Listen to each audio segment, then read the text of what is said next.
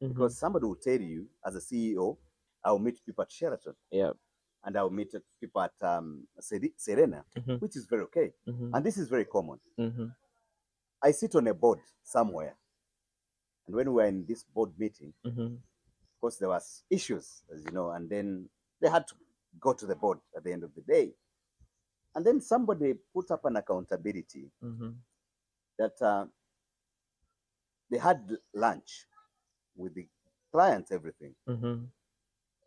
And that accountability was 10 million at Serena.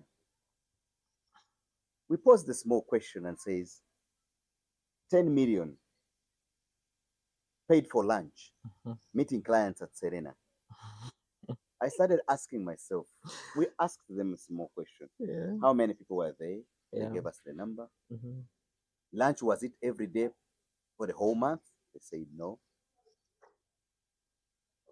Now, it's very common, what I'm trying to Yes, tell very you, common. That's true. that where the professional people have let us down. And I'm speaking on the other side of an employee, I'm an employer, Yeah.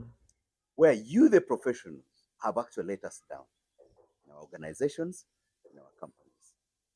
Somebody brings in an accountability that you met somebody, you met clients or you met people at Serena, and you spent 10 million shillings, when in actual sense it was not.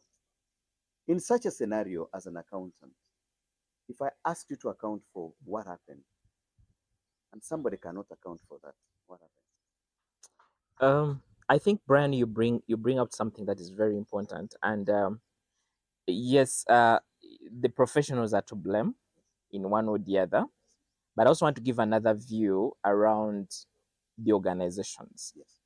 And I speak this because I'm an accountant, and I'm also a consultant who has worked with organizations in improving their systems and processes. If at all you leave certain systems and processes with a lot of ambiguity, means that the employees are going to find a way of how to maneuver through. Yes. Wherever there is a gap, there will always be somebody who is trying to find their way into that gap. And that is what exactly happens.